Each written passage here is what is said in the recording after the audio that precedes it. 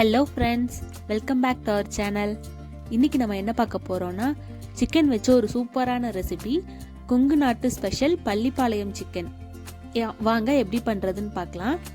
ரொம்ப சிம்பிள், ரொம்ப கம்மியான இன்க்ரீடியன்ட்ஸ் வச்சு ரொம்ப டேஸ்ட்டாக நல்லா ஸ்பைசியான ஒரு சிக்கன் ஃப்ரை பண்ணணும்னு நினச்சிங்கன்னா கண்டிப்பாக இதை ட்ரை பண்ணி பாருங்கள்.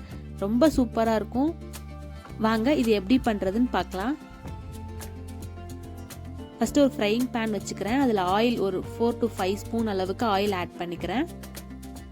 ஆயில் நல்லா ஹீட் ஆனதுக்கப்புறம் ஜீரகம் 1 ஸ்பூன் ஆட் பண்ணிக்கிறேன். ஜீரகம் பொரிஞ்சதுக்கப்புறம் இஞ்சி பூண்டு ஒரு 4 பல்லு பூண்டு, ஒரு சின்ன துண்டு இஞ்சி எடுத்திருக்கேன். அதை நல்லா பேஸ்ட் ஆக்காமல் 1-2 தட்டி அப்படியே ஆட் பண்ணிக்கலாம். இந்த ரெசிபிக்கு இந்த மாதிரி இஞ்சி பூண்டை தட்டி ஆட் பண்ணாதான் ரொம்ப நல்லா இருக்கும் டேஸ்ட்டு. இதே மாதிரியே ட்ரை பண்ணுங்க.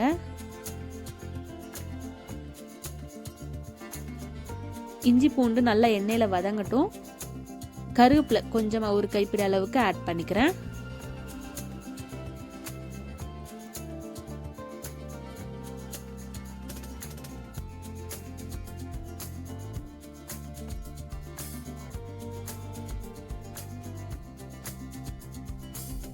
நெக்ஸ்ட்டு சின்ன வெங்காயம் ஒரு 100 கிராம் அளவுக்கு பொடியை 1-2 கட் பண்ணி ஆட் பண்ணிக்கிறேன். ரொம்ப சின்னதாக இருந்தால் அப்படியே ஃபுல்லாக கூட ஆட் பண்ணலாம், நல்லாயிருக்கும்.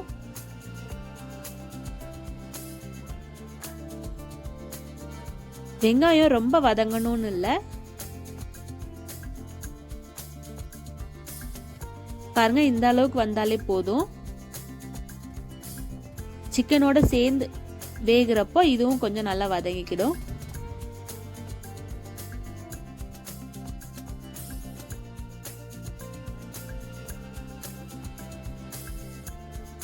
மஞ்சத்தூள் ஒரு 1/2 ஸ்பூன் அளவுக்கு ஆட் பண்ணிக்கிறேன். நெக்ஸ்ட் காஞ்ச மிளகாவை 2-2 இந்த மாதிரி உடைச்சு ஆட் பண்ணிக்கிறேன். இது 2 உடைச்சு அதுக்குள்ள இருக்க விதையெல்லாம் தனியா ரிமூவ் பண்ணி எடுத்துட்டு அவுட்டர் லேயர் மட்டும் அப்படியே ஆட் பண்ணிக்கலாம். இதுக்கு காஞ்ச மிளகா மட்டும்தான் காரத்துக்கு நம்ம ஆட் பண்ணுறோம். அந்த விதையை தனியாக எடுத்து வச்சுக்கோங்க. இதை வேஸ்ட் பண்ண வேண்டாம். நம்ம குழம்பு மிளகாத்தூள் அரைப்போம்ல, அப்போ இதை ஆட் பண்ணி அரைச்சிக்கலாம். இதில் நம்ம காரத்துக்கு வேறு எதுவுமே ஆட் பண்ணல, இந்த காஞ்ச மிளகா மட்டும்தான் காரம். ஸோ ஒரு 15-20 காஞ்ச மிளகா இந்த மாதிரி 2 உடைச்சு ஆட் பண்ணிக்கோங்க. கண்டிப்பா விதையை ரிமூவ் பண்ணிட்டு ஆட் பண்ணிக்கோங்க. இந்த மாதிரி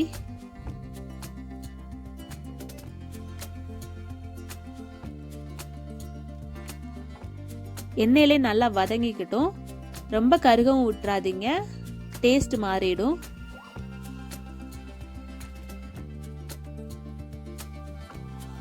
நெக்ஸ்ட் தேங்காய் சில் இந்த மாதிரி நீளமா கட் பண்ணி அதுவும் ஆட் பண்ணிக்கிறேன். இந்த பள்ளிப்பாளையம் சிக்கனோட ஸ்பெஷலே காஞ்ச மிளகாவும் இந்த தேங்காய் சில்லும் தான். கொஞ்சம் ஸ்பைசி அதிகமாக இருக்கும். ஸோ நம்ம சாப்பிட்றப்போ இந்த தேங்காய் சில் கொஞ்சம் கடிச்சுக்கிட்டோன்னா அந்த ஸ்பைஸ் ஈக்குவல் பண்ணுற அளவுக்கு டேஸ்ட் நல்லாயிருக்கும். நெக்ஸ்ட்டு சிக்கன், போன்லெஸ் சிக்கன் எடுத்திருக்கேன். ஒரு 200 கிராம்ஸ் இருக்கும். இந்த மாதிரி சின்ன சின்ன பீசஸாக கட் பண்ணியே வாங்கிக்கோங்க. வித் போன் கூட ஆட் பண்ணலாம், நல்லா தான் இருக்கும். நான் போன்லெஸ்ஸாக ஆட் பண்ணிக்கிறேன்.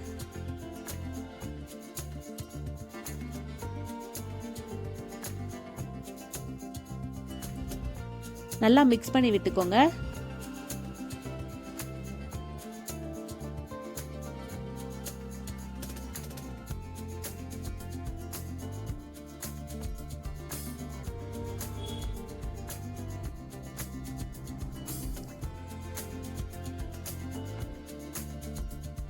நல்லா எண்ணெயிலே கொஞ்ச நேரம் வதக்கி விட்டுக்கலாம்.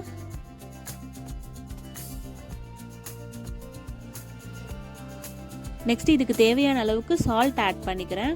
ஒரு 2 டேபிள் ஸ்பூன் அளவுக்கு சால்ட் ஆட் பண்ணிக்கிறேன். தண்ணி ஒரு 1/2 கிளாஸ் அளவுக்கு தண்ணி ஆட் பண்ணிக்கிட்டா போதும். சிக்கன்ல இருந்து கொஞ்சம் தண்ணி வரும், அதிலே வெந்துடும்.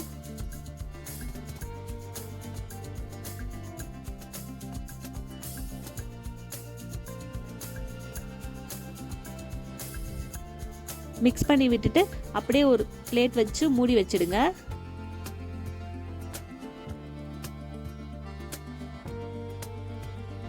ஏன்னா நம்ம மூடி வச்சு வேகப்போ சிக்கன் நல்லா சாஃப்டாக வெந்துடும். அதுக்கப்புறம் நம்ம ஓப்பன் பண்ணதுக்கப்புறம் ஒரு 5 மினிட்ஸ் நல்லா ட்ரையாக ரோஸ்ட் பண்ணி எடுத்துக்கலாம். இப்போ பாருங்கள், ஒரு 5 மினிட்ஸ் ஆயிடுச்சு. ஓப்பன் பண்ணி பார்க்கலாம். இந்த மாதிரி க்ளோஸ் பண்ணி வச்சு வேக வைக்கிறனால சிக்கன் சாஃப்டாகவும் இருக்கும், நல்லா வெந்துடும், சீக்கிரமாக வெந்துடும். இதுக்கப்புறம் நம்ம க்ளோஸ் பண்ணி வைக்க தேவையில்ல, அப்படியே ட்ரையாகவே வதக்கி எடுத்துடலாம்.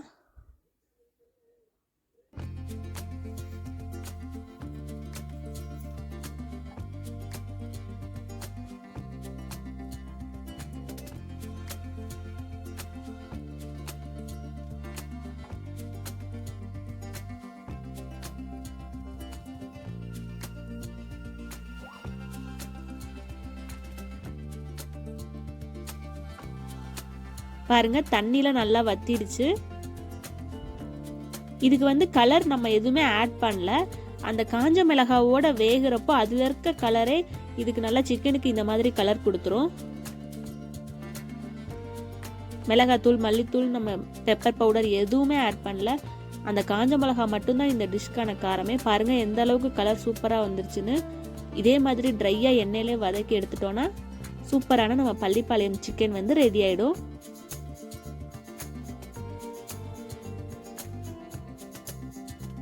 ஃபைனலாக கொத்தமல்லி இலை தூவி அடுப்பு ஆஃப் பண்ணிடலாம்.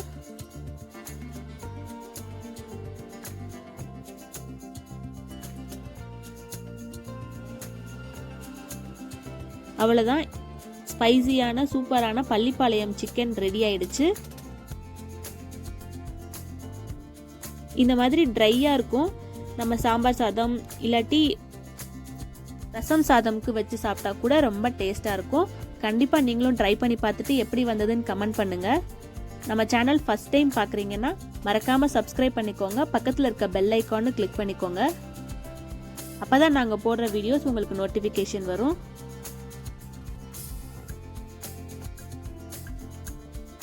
தேங்க்யூ ஃபார் வாட்சிங்.